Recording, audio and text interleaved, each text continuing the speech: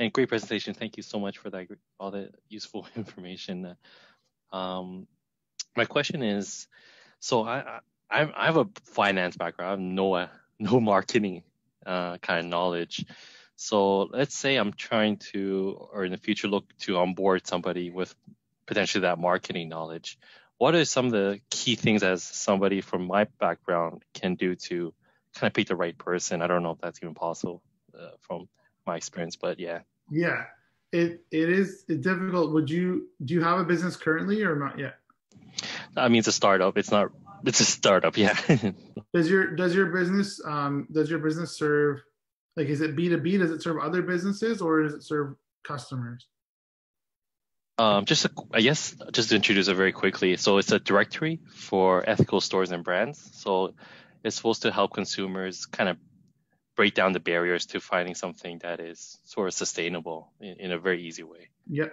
So in that case, John, one of the things that you would look for in the person is, of course, if they're your one go-to person, they do have to be, multi-talented, but it's so important that you don't expect them to be your designer, your social media manager, your content creator, your website developer, your video producer, because obviously you're not going to find that person. And if you have the expectation on them, you're going to, you're going to both be disappointed basically. Right. So, I would look at what your most urgent needs are. And in a startup phase, when you're that new in the startup phase, it's going to be around anything that you can do that helps you get to the next level in terms of sales or outreach, right? So right. From that perspective, I would say you should put in the work to work closely with someone to develop your actual brand and messaging.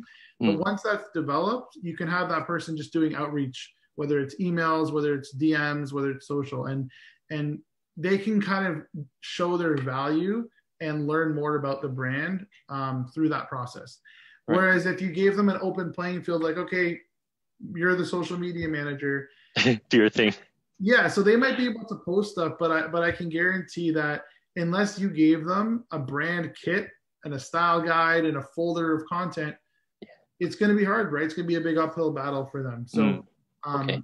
So I should have my feet wet in some of my marketing strategy. I already have my social media accounts and do a bit of marketing by myself before even considering to onboard someone, just because of I need to be experienced. I need to know what I'm talking about. Exactly. You need to almost, because they're not going to be the ones that are going to experiment for you. You kind of have to have the instruction or the direction there first a bit, right? Yeah. They'll definitely learn along the way. But that's one of the mistakes I see is like people get an intern and then all of a sudden the intern is the marketing department. It's like, it's not fair. It's not a fair situation, right? Absolutely. Thank you. Great. No Thank you so much.